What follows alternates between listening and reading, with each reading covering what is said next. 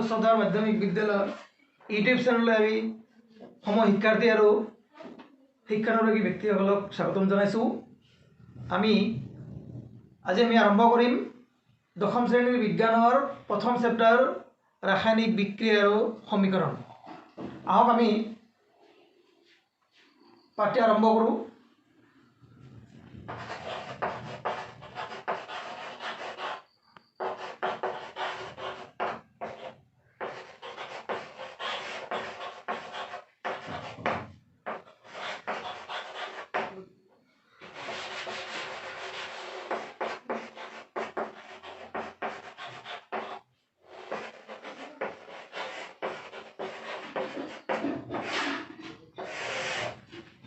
পাঠ্য হিচাপে ৰাসায়নিক বিক্ৰিয়া আৰু সমীকৰণ।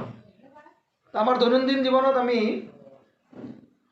বহু ধৰণৰ পৰিৱৰ্তন দেখিবলৈ পাই আছোঁ। যেনেকুৱা আমি উশাহ নিশাহ লৈ আছোঁ, লোৰ নলী এডাল যদি আমি মুক্তাবায়ুত থৈ দিওঁ, 2-4 দিন কাৰণে থৈ দিওঁ, তাত নিশ্চয় পৰিৱৰ্তন দেখা যায়। গৰমৰ দিনত যদি গাখীৰ থৈ দিওঁ আমি, নিশ্চয় 6-7 ঘণ্টা পিছত আমি নিশ্চয় তাৰ পৰিৱৰ্তন দেখিবলৈ পাওঁ। তাৰপিছত খাদ্য আমি যে খাওঁ, সেইখিনি খাদ্য 4-5 ঘণ্টা 6 ঘণ্টা পিছত নিশ্চয় তাৰ পৰিৱৰ্তন হয়। দৈনন্দিন জীৱনত এনেকুৱা ধৰণৰ বহু ধৰণৰ পৰিৱৰ্তন আমি দেখিবলৈ পাওঁ। এই পৰিৱৰ্তনসমূহৰ ভিতৰত কিছুমান পৰিৱৰ্তন স্থায়ী হয় আৰু কিছুমান পৰিৱৰ্তন অস্থায়ী হয়, অৰ্থাৎ অস্থায়ী পৰিৱৰ্তনবিলাকবোৰ আমি পুনৰাই বস্তুটো আকৌ ঘূৰাই পাবলৈ সক্ষম হওঁ। তো আমি উদাহৰণ লৈছোঁ, আমি যিবোৰ পৰিৱৰ্তন এটা বস্তুৰ পৰা পৰিৱৰ্তন হৈ নতুন এটা বস্তু যে উৎপন্ন হয় বা নতুন এটা বস্তুলৈ পৰিৱৰ্তন হয়, আকৌ সেই বস্তুটোৰ পৰা পুনৰ আমি আকৌ আগৰ বস্তুটো আমি ঘূৰাই নাপাওঁ। এনেকুৱা ধৰণৰ পৰিৱৰ্তনক কোৱা হয় ৰাসায়নিক পৰিৱৰ্তন। আনহাতে যিসমূহ পৰিৱৰ্তন এবাৰ পৰিৱৰ্তন হোৱাৰ পাছত বিশেষ পৰিৱেশটো আঁতৰি যোৱাৰ পাছত আকৌ আমি সেই পদাৰ্থটোৰ অক্ষত অৱস্থাত আমি পাবলৈ সক্ষম হওঁ। এনেকুৱা ধৰণৰ পৰিৱৰ্তনক কোৱা হয় ভৌতিক পৰিৱৰ্তন। তেনেহ'লে ছাত্ৰ ছাত্ৰীসকল, আমাৰ পৰিৱৰ্তন দুই ধৰণৰ হয়। এটা পৰিৱৰ্তন হয় ৰাসায়নিক পৰিৱৰ্তন আৰু এটা হয় ভৌতিক পৰিৱৰ্তন। আমি দুই ধৰণৰ পৰিৱৰ্তন হয়। এটা হৈছে ৰাসায়নিক পৰিৱৰ্তন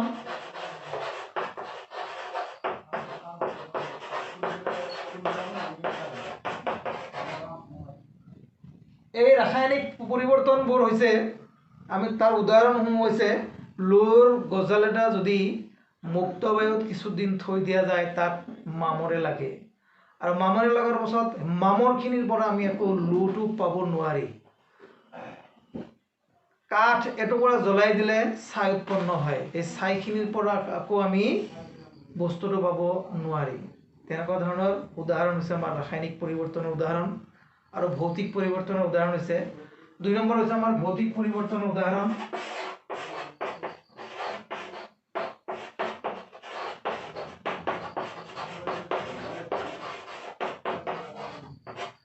এই ভৌতিক পৰিৱৰ্তনত কি হয়, পদাৰ্থটোৰ আকাৰ আৰু আয়তনৰ বা অৱস্থাৰ সলনি হয়, কিন্তু পদাৰ্থটোৰ ধৰ্মৰ কোনো সলনি নহয়। যেনেকুৱা মম জ্বলালে মম গলি পানী হয়, খন্তেক পিছত চেঁচা কৰিলে আকৌ কি হয়, পুনৰ আমি মম পাব পাৰি, কিন্তু তাৰ আকাৰটো বেলেগ হ'ব পাৰে, পদাৰ্থটোৰ গুণাগুণৰ কোনো পৰিৱৰ্তন নহয়। তেনেকুৱা ধৰণৰ যে পৰিৱৰ্তন হয়, এটা বস্তুৰ পৰা নতুন এটা বস্তু পোৱা যায়, এই বস্তুটোক আমি কওঁ ৰাসায়নিক পৰিৱৰ্তন। আৰু এই ৰাসায়নিক পৰিৱৰ্তনক আমি বিজ্ঞানৰ ভাষাত কওঁ ৰাসায়নিক বিক্ৰিয়া বুলি। তো ৰাসায়নিক বিক্ৰিয়াত কি হয়, ৰাসায়নিক বিক্ৰিয়াত কিছুমান পদাৰ্থ এটা বিশেষ পৰিৱেশ লাভ কৰাৰ পাছত নতুন এটা পদাৰ্থলৈ ৰূপান্তৰিত হয়। এই পদাৰ্থসমূহ দৈনন্দিন জীৱনত যে চলি আছে, এই পদাৰ্থসমূহৰ বা এই বিক্ৰিয়াসমূহ আমি বিজ্ঞানৰ ভাষাত ৰাসায়নিক বিক্ৰিয়া বুলি যে কওঁ, এই বিক্ৰিয়াসমূহক আমাৰ লিপিবদ্ধ কৰাৰ প্ৰয়োজন আছে। বহি বা ব্লেকবোৰ্ডত আমাৰ লিপিবদ্ধ কৰাৰ প্ৰয়োজন আছে। এই পৰিৱৰ্তনসমূহ বা এই বিক্ৰিয়াসমূহ আমি লিপিবদ্ধ কৰাৰ সময়ত যিটো আমি সমীকৰণ পাম, সেই সমীকৰণটোক কোৱা হ'ব ৰাসায়নিক সমীকৰণ। এতিয়া এই সমীকৰণটো আমি পোনপ্ৰথমে আমি আখৰেৰে লিখিব পাৰি। পৰিৱৰ্তনটো এনেকুৱা হয় যে উদাহৰণস্বৰূপে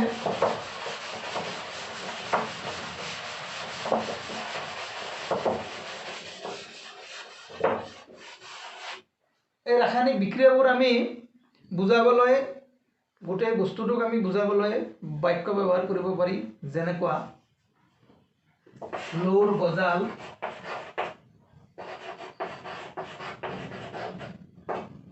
মুক্ত বায়ুত থকা অক্সিজেনৰ লগত বিক্ৰিয়া কৰি বা মিহলি হৈ মামৰ উৎপন্ন কৰে। মামৰ উৎপন্ন হ'ল লৌৰ গজাল আৰু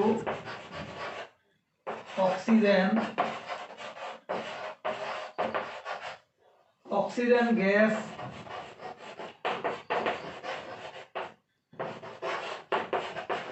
মিহলি হৈ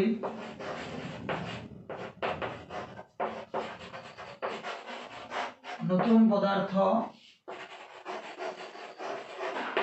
মামৰ উৎপন্ন হ'ল।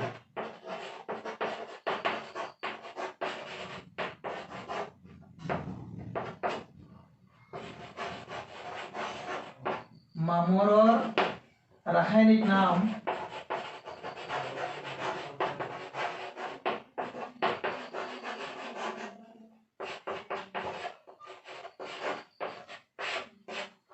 Ferric oxide.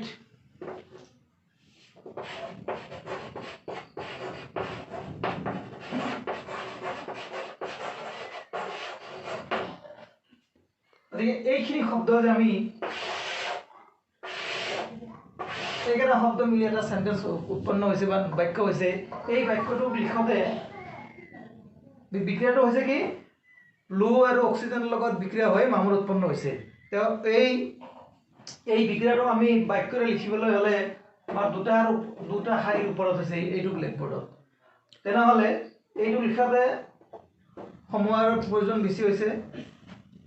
স্থানৰ পৰিৱৰ্তন, ঠাইৰ পৰিৱৰ্তন, ঠাইৰ মানে ঠাই বেছি লৈছে। গতিকে এইখিনি অসুবিধা আমাৰ আহিছে। তো আমি এতিয়া কিছুমান ছাত্ৰ ছাত্ৰীসকল আমি এতিয়া কিছুমান ৰাসায়নিক বিক্ৰিয়াৰ কিছুমানৰ আৰু দুই এটা উদাহৰণ ল'ম। যেনেকুৱা মেগনেছিয়াম ধাতুৰ এটা ফিটা যদি আমি নিৰ্দিষ্ট জোখ এডাল 2 ইঞ্চি বা 4 ইঞ্চিমান মেগনেছিয়ামৰ ফিটা এডাল যদি আমি জুইৰ সংস্পৰ্শত আনো বায়ুৰ উপস্থিতি, তেতিয়াহ'লে মেগনেছিয়ামটো চট শব্দ কৰি বগা ছাইলৈ ৰূপান্তৰিত হয়। এই মেগনেছিয়ামটো এই বিক্ৰিয়াটোত কি হৈছে, এই ৰাসায়নিক বিক্ৰিয়াটোত মেগনেছিয়াম ধাতু আৰু বায়ুৰ লগত থকা অক্সিজেনৰ লগত মিহলি মেগনেছিয়াম অক্সাইড নামৰ এটা যৌগ উৎপন্ন হৈছে। যিটো যৌগ মেগনেছিয়াম অক্সাইডৰ পৰা আমি পুনৰাই মেগনেছিয়ামটো পাব নোৱাৰি। এইটো ৰাসায়নিক পৰিৱৰ্তন হৈছে। তো এই প্ৰক্ৰিয়াটো বা এই পৰীক্ষাটো আমি নিজেও চাব পাৰি। 2 চেণ্টিমিটাৰ মানৰ মেগনেছিয়াম ফিটা এডাল আমি চেপনাৰে ধৰি পেলাই যদি আমি মমবাতি এডাল জ্বলাই তাৰ নীলা শিখাত যদি আমি ধৰি দিওঁ, চট শব্দ কৰি হ'ব। আমাৰ কিতাপত আছে, 10ম শ্ৰেণীৰ ছাত্ৰ ছাত্ৰীসকলে কিতাপত নিৰ্দেশটো দিয়ে আছে, আমি চাই ল'ব পাৰিম বা ছাত্ৰ ছাত্ৰীসকলে চাই ল'ব পাৰিব। তো এনেকুৱা ধৰণৰ বিক্ৰিয়া। আৰু জিংক নামৰ এটা ধাতু যদি লঘু ছালফিউৰিক এচিডৰ লগত বিক্ৰিয়া ঘটোৱা হয়, তেতিয়াও কি হয়, জিংক সালফেট আৰু হাইড্ৰোজেন গেছ উৎপন্ন হয়। তেনেহ'লে এই বিক্ৰিয়াটা যদি আমি বাক্য আকাৰে লিখো, সময় বেছি লাগিব, ঠাই বেছি লাগিব আৰু ব্যয় বেছি হ'ব আমাৰ। এই বিক্ৰিয়াসমূহক আমি কিছু সংক্ষিপ্ত ৰূপত আমি লিখিবলৈ চেষ্টা কৰিম। যে তাৰ আগতে এই যে বিক্ৰিয়াকেইটা আমি যে চালোঁ, লু বায়ুৰ লগত অক্সিজেনৰ লগত মিলি মামৰ উৎপন্ন হৈছে। মেগনেছিয়ামে বায়ুৰ লগত বিক্ৰিয়া কৰি মেগনেছিয়াম অক্সাইড উৎপন্ন কৰিছে, আৰু জিংকে লঘু সালফিউৰিক এসিডৰ লগত বিক্ৰিয়া কৰি জিংক সালফেট উৎপন্ন কৰিছে আৰু গেছ উৎপন্ন কৰিছে। আৰু দেখা যায় মেগনেছিয়াম অক্সাইডটোৰ হাতত আমি উৎপন্ন হোৱা মেগনেছিয়াম অক্সাইড আমি হাতেৰে চুলে উত্তপ্ত অনুভৱ কৰোঁ। তেনেহ'লে ছাত্ৰ ছাত্ৰীসকল এই পৰিৱৰ্তনটো হোৱাৰ সময়ত ৰাসায়নিক পৰিৱৰ্তন এটা হ'লেই কি কি বস্তু তাত লক্ষ্য কৰা যায়, আমি ছাত্ৰ ছাত্ৰীসকল আমি লক্ষ্য কৰিবলৈ আহ্বান জনাইছোঁ যে ৰাসায়নিক বিক্ৰিয়া এটা সম্পন্ন হোৱাৰ সময়ত ৰাসায়নিক বিক্ৰিয়াটোত অংশগ্ৰহণ কৰা দ্ৰব্যবিলাকৰ কি পৰিৱৰ্তন হয় বা উৎপন্ন হোৱা বস্তুৰ কি পৰিৱৰ্তন হয়। আমি আহিম যে আমি দেখিবলৈ পাওঁ পোনপ্ৰথম বিক্ৰিয়াটোত আমি দেখিবলৈ পাইছোঁ লুৰ যিটো ৰংচোৱাৰ যিটো ৰং বা বগা বগা যিটো ৰং, আইৰণৰ যিটো ৰং, এইটো মামৰলৈ ৰূপান্তৰিত হোৱাৰ পাছত নিশ্চয় তাৰ ৰঙৰ পৰিৱৰ্তন হৈছে। তেনেহ'লে আমি ইয়াৰ পৰা আমি নিশ্চিত হ'লোঁ যে ৰাসায়নিক বিক্ৰিয়া এটা হ'লে ৰঙৰ পৰিৱৰ্তন হয়। কি হৈছে ৰঙৰ পৰিৱৰ্তন?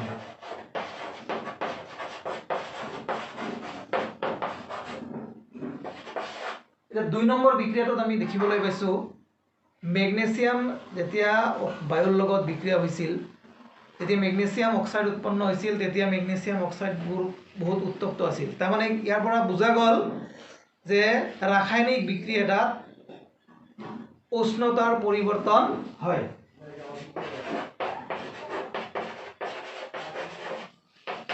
উষ্ণতাৰ পৰিৱৰ্তন।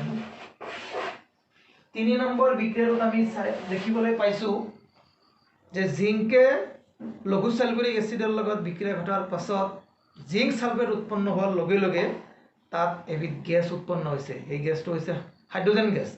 তো আমি ৰাসায়নিক বিক্ৰিয়াটাত এইটো এটা পৰিৱৰ্তন হয় বা এইটো এটা লক্ষণ হয় যে ৰাসায়নিক বিক্ৰিয়াটাত গেছ উৎপন্ন হ'ব পাৰে বা গেছ উৎপন্ন হয়।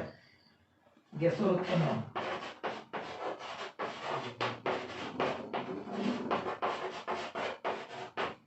গেছৰ উৎপত্তি।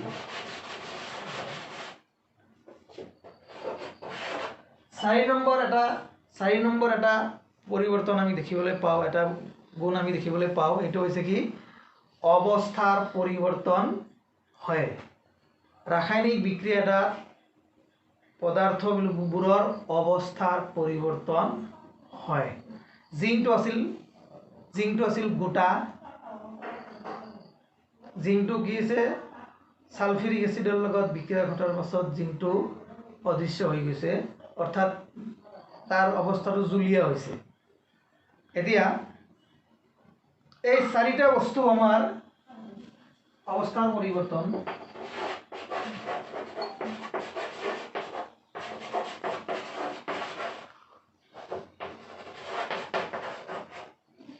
অৱস্থাৰ পৰিৱৰ্তন। তো ছাত্ৰ ছাত্ৰীসকল ৰাসায়নিক পৰিৱৰ্তন বা ৰাসায়নিক সমীকৰণ বিক্ৰিয়া এটা হ'লে আমি এইকেইটা বস্তু ইয়াৰে যিকোনো গোটেইকেইটা হ'ব নালাগে, গোটেইকেইটা হোৱাৰ প্ৰয়োজন নাই, কমচে কম 2-3টা মান পৰিৱৰ্তন আমি দেখিবলৈ পাওঁ, কমেও আমি 2টা পৰিৱৰ্তন দেখিবলৈ পাওঁ। আৰু যদি ইয়াৰে এটা পৰিৱৰ্তনো হোৱা নাই তেনেহ'লে তাক আমি ৰাসায়নিক পৰিৱৰ্তন বুলি ক'ব নোৱাৰিম নিশ্চয়। তো নিশ্চয় ৰঙৰ পৰিৱৰ্তন হ'ব, ৰঙৰ পৰিৱৰ্তন হোৱাৰ লগে লগে উষ্ণতাৰো পৰিৱৰ্তন হ'ব পাৰে, এই দুটাও হ'ব পাৰে, নতুবা এইটো আৰু এইটোও হ'ব পাৰে, নতুবা এইটো আৰু এইটো হ'ব পাৰে, নতুবা এইটো আৰু এইটো হ'ব পাৰে। যিকোনো মিনিমাম 2টা লক্ষণ আমি ইয়াত দেখিবলৈ পাওঁ। তো ৰাসায়নিক বিক্ৰিয়াৰ এইকেইটা আমাৰ লক্ষণ। এতিয়া আমি ৰাসায়নিক বিক্ৰিয়াবোৰ যে হৈছে আমি খন্তেক আগতে আলোচনা কৰিছোঁ যে ৰাসায়নিক বিক্ৰিয়া এটা কেনেকুৱাকৈ প্ৰকাশ কৰা হয় বা লিপিবদ্ধ কৰা হয়। তো বাক্য আকাৰ আমি লিখিবলৈ চেষ্টা কৰিছিলোঁ বা লিখিছিলোঁ যে তাত বহুত ঠাইৰ প্ৰয়োজন হৈছে, বহুত চক পেঞ্চিলৰ প্ৰয়োজন হৈছে আৰু বহু সময়ৰ প্ৰয়োজন হৈছে। এই বিধিটো এই ব্যাধিটো যদি আমি কিছু লাঘৱ কৰিব পাৰোঁ বা কিছু আমি সহজ কৰিব পাৰোঁ, সেইটোৱে আমাৰ এই চেপ্টাৰটোৰ আমাৰ আলোচ্য বিষয়ৰ মূল এটা বিষয় হৈছে ৰাসায়নিক সমীকৰণবোৰ আমি কেনেকৈ সংক্ষিপ্ত ৰূপত অৰ্থপূৰ্ণভাৱে সহজ সৰলভাৱে আমি বুজাব পাৰি, এই বিষয়ে এই চেপ্টাৰটোত আমি বিতংভাৱে আলোচনা কৰিম। এতিয়া আমি আহিম পৰিৱৰ্তন ৰাসায়নিক বিক্ৰিয়াসমূহ কি ধৰণে লিখা হ'ব।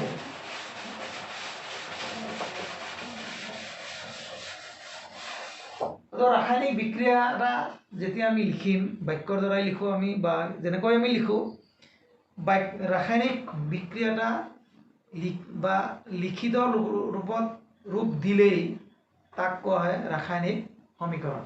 এইটো সংক্ষিপ্ত ৰূপতে দিয়া হওক বা ইলাবৰেট কৰি দিয়া হওক বা বহল ভিত্তিকভাৱে বা বাক্য হিচাপে লিখিলেও আমি তাক কম আমি এইটো ৰাসায়নিক সমীকৰণ। এতিয়া আমি পোনপ্ৰথমে বাক্যৰ দ্বাৰা আমি চাইছিলোঁ, তাতকৈ যদি আমি কিছু সহজ কৰিব পাৰোঁ, আগৰ বাক্যটোত যেনেকুৱা লিখা আছিল যে লো আৰু বায়ুত থকা অক্সিজেনৰ লগত মিহলি হৈ মামৰ উৎপন্ন হৈছে। সেইখিনি কথা আমি যদি আৰু কিছু সংক্ষিপ্ত ৰূপত আমি প্ৰকাশ কৰিব পাৰোঁ, যেনেকুৱা লো কি হয়, অক্সিজেনৰ লগত যুক্ত হয়, যুক্তক আমি যোগ চিহ্নেৰে বুজাব পাৰি।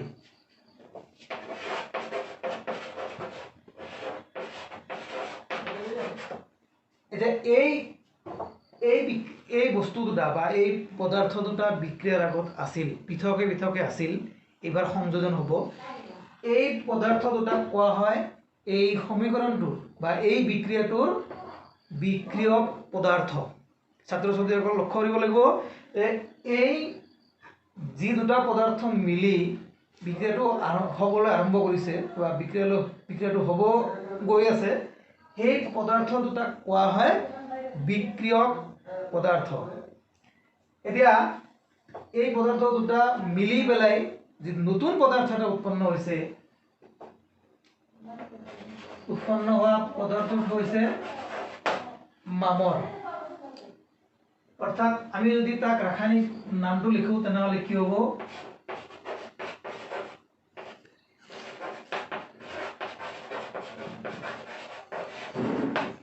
যেহেতু আমাৰ ব্লেকবোৰ্ডটো ঠেক কম ঠাই আমি এটা শাৰীত লিখিব পৰা নাই, ছাত্ৰ ছাত্ৰীসকল এই বাক্যটো আমি এটা শাৰীতে থকা বুলি আমি ধৰি ল'ম। এই দুটা পদাৰ্থ মিলি এই পদাৰ্থটো উৎপন্ন হৈছে। এতিয়া যি পদাৰ্থ উৎপন্ন হৈছে বিক্ৰিয়াৰ শেষত, সেই পদাৰ্থটোক কোৱা হয় বিক্ৰিয়াজাত পদাৰ্থ। আৰু বিক্ৰিয়াজাত পদাৰ্থ এটা বা দুটা হ'ব পাৰে, আৰু বিক্ৰিয়ক পদাৰ্থও দুই বা ততোধিক হ'ব পাৰে। এতিয়া মিনিমাম কমচে কম আমাৰ কমেও বিক্ৰিয়ক পদাৰ্থ দুটা হোৱাটো বাঞ্ছনীয়।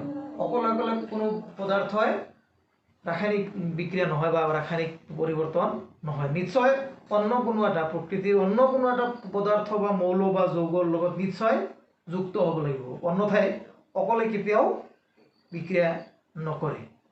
আপুনি যেন লাগিলেও যেন দেখা যায় যে আইৰণটো নিজে মামৰ লাগিছে বা নিজে মামৰলৈ ৰূপান্তৰিত হৈছে, নহয়, মামৰ অকলে হোৱা নাই, আইৰণটোৰ লগত অক্সিজেন যুক্ত হৈছে বাবেই মামৰটো উৎপন্ন হৈছে। এতিয়া আমি চাম, এই যে বিক্ৰিয়াটো লিখিছোঁ আমি, বিক্ৰিয়ক পদাৰ্থ দুটা মিলিত হৈ উৎপন্নটো হৈছে কি, মামৰটো, অৰ্থাৎ ফেৰিক অক্সাইডটো উৎপন্ন হৈছে। এই বস্তুটোৰ কোনটোৰ পৰা, এই শাৰীটোৰ পৰা আমি আগৰ যিটো শাৰী আছিল তাতকৈ আমি কিছু সৰু পাইছোঁ, শাৰীটো কিছু চুটি হৈছে আমাৰ, তেনেহ'লে ইয়াক আমি এনেকুৱা এটা চিহ্ন দিব লাগিব যাতে এই পদাৰ্থ দুটাৰ পৰা এই পদাৰ্থটো উৎপন্ন হৈছে। তাৰ কাৰণে আমি এডাল কাৰ চিন ব্যৱহাৰ কৰিম। কাৰ চিন ব্যৱহাৰ, এৰ' মাৰ্ক বুলি কোৱা হয়। এই কাৰ চিনটো মানে কি কৈছে, এই ৰেখাডাল এই পিনে গতি কৰি আছে, এইটোৱে বুজায়। অংকত আমি স্কুলত শিকি আহিছোঁ, ক্লাছ 9ত আমি শিকি আহিছোঁ যে এই চিনটো এডাল সৰলৰেখাক যেতিয়া এনেকুৱা চিন দিয়া হ'ব এইটো বুজাব যে এই দিশৰ পৰা এই দিশলৈ গতি কৰি আছে। এইটো কোৱা হয় ৰশ্মি বুলি, অংকৰ ভাষাত কোৱা হয় ৰশ্মি বুলি, আমি বিজ্ঞানৰ ভাষাত বা সাধাৰণ ভাষাত কম এইটো কাৰ চিন বুলি। তেনেহ'লে এই বিক্ৰিয়াটো এই পদাৰ্থ দুটা মিলি এইটো পদাৰ্থ উৎপন্ন হ'ব গৈ আছে বা হৈ আছে, অৰ্থাৎ বিক্ৰিয়াটোৰ দিশটো হ'বগৈ ইয়াৰ পৰা এই দুটাৰ পৰা এই দিশলৈ। এইটো হৈছে বিক্ৰিয়াৰ দিশ।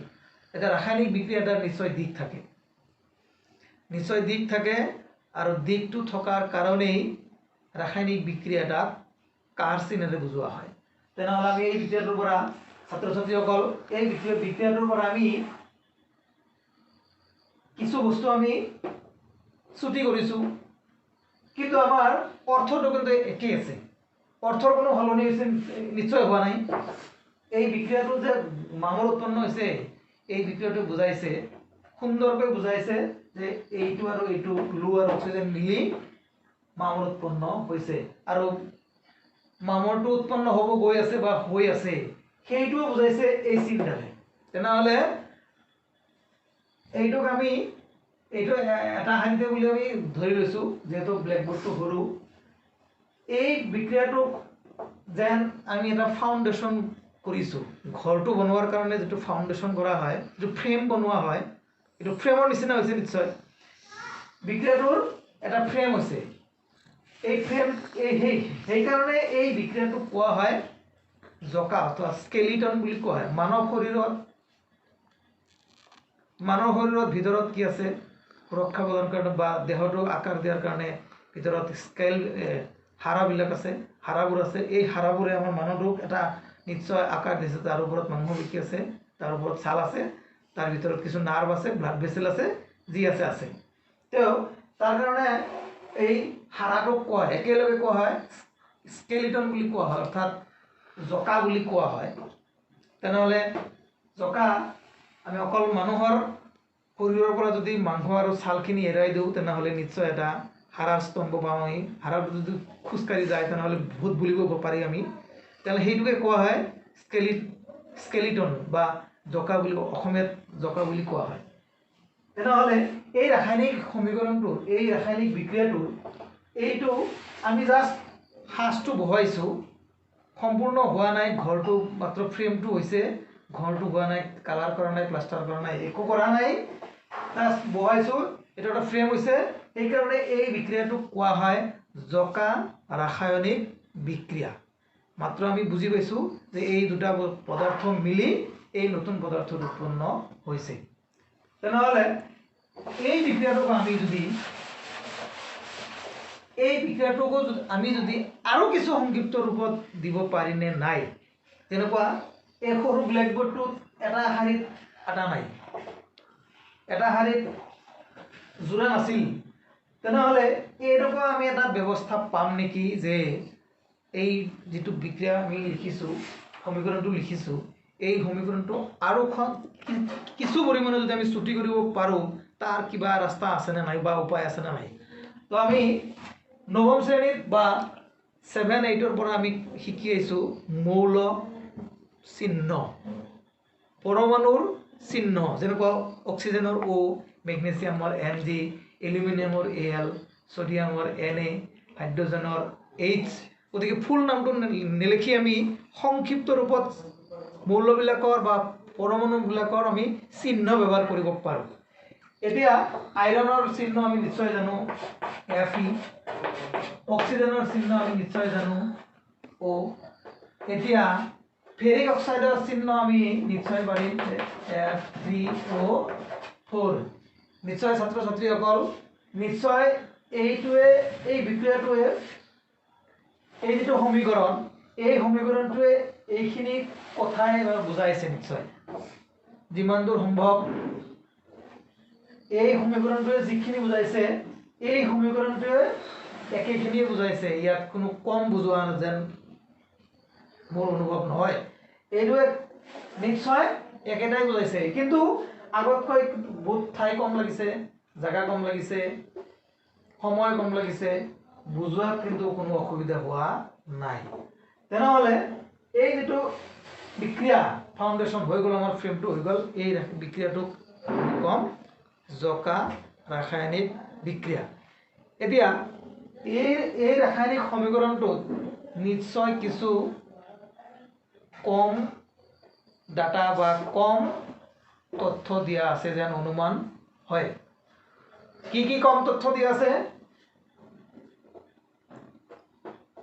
আইৰণৰ কিমানটা পৰমাণু বিক্ৰিয়াটোত নিয়োজিত হৈছে বা ব্যৱহৃত হৈছে আৰু অক্সিজেনৰ কিমানটা পৰমাণু ব্যৱহৃত হৈছে সেইটোক আমি এই বিক্ৰিয়াটোৰ এই সমীকৰণটোৰ পৰা আমি গম নাপাওঁ 2 নম্বৰ কথা এই আইৰণটোৰ অৱস্থাটো কি এইটো গোটা অৱস্থাত আছে নে জলীয় অৱস্থাত আছে নে গেছীয় অৱস্থাত আছে এইটো আমি গম নাপাওঁ নাম্বাৰ 2 অক্সিজেনটো কি অৱস্থাত আছে আমি এইটো গম নাপাওঁ উৎপন্ন হোৱা ফেৰিক অক্সাইডটো অৰ্থাৎ মামুৰটো কি অৱস্থাত আছে গোটা অৱস্থাত আছে নে ছাই অৱস্থাত আছে না কি জলীয় অৱস্থাত আছে না গেছীয় অৱস্থাত আছে এই সমীকৰণটোৱে কিন্তু আমাক সেইটো কথা বুজোৱা নাই গতিকে সেইকাৰণে এই বিক্ৰিয়াটোক কোৱা হয় জকা ৰাসায়নিক বিক্ৰিয়া এই বিক্ৰিয়াটোৰ গোটেইখিনি তথ্য আমাক দিয়া নাই বা দিবলৈ সক্ষম হোৱা নাই সেইকাৰণে ঘৰটোৰ আকাৰটো হৈছে বা ফ্ৰেমটো হৈছে কিন্তু ঘৰটোৰ দেখাত কিন্তু সুন্দৰ হোৱা নাই তো আমি নেক্সট আমি আলোচনা কৰিম ইয়াৰ পিছত আমি আলোচনা কৰিম যে এনেকুৱা কিবা উপায় আছে নেকি যে এই সমীকৰণটোক আমি সম্পূৰ্ণ চিহ্ন ব্যৱহাৰ কৰি সম্পূৰ্ণ সংক্ষিপ্ত ৰূপত সম্পূৰ্ণ অৰ্থপূৰ্ণকৈ আৰু প্ৰত্যেকটা বিক্ৰিয়ক আৰু বিক্ৰিয়াজাত পদাৰ্থৰ কিমান সংখ্যক পৰমাণু আৰু কি অৱস্থাত থকা পৰমাণু বা কি অৱস্থাত থকা মৌল বা যৌগখিনি বিক্ৰিয়াটোত যুক্ত হৈছে বা বিক্ৰিয়াখিনি বিক্ৰিয়াজাত পদাৰ্থ উৎপন্ন হোৱাৰ পাছত কিমান পৰিমাণৰ বিক্ৰিয়াজাত পদাৰ্থ উৎপন্ন হ'ল বা কিমানটা যৌগৰ অণু উৎপন্ন হ'ল আৰু কি অৱস্থাৰ বিক্ৰিয়াজাত পদাৰ্থ উৎপন্ন হ'ল এইখিনি আমি নিশ্চয় জনাৰ প্ৰয়োজন আছে আৰু তাক জনাৰ কাৰণে আমি বিক্ৰিয়াটো আকৌ আৰু কিছু সালসলনি বা কিছু বস্তু সংযোজন কৰিব লগা আছে তো ছাত্ৰ ছাত্ৰীসকল আজিলৈ আমি এইখিনি আলোচনা কৰোঁ নেক্সট ক্লাছত আমি নেক্সট চান্স লৈ আমি নেক্সট টপিকস লৈ আমি নেক্সট বাৰ ইউটিউব চেনেলত আহিম ধন্যবাদ আমাৰ ইউটিউব চেনেলটো দেখাৰ কাৰণে ছাত্ৰ ছাত্ৰীসকল আৰু শিক্ষানুৰাগী ব্যক্তিসকল যিসকলে আমাৰ চেনেলটো চাই আছে লাইক কৰিব শ্বেয়াৰ কৰিব আৰু বেল আইকনত ক্লিক কৰিব আৰু লগে লগে ছাবস্ক্ৰাইবত ক্লিক কৰিব ধন্যবাদ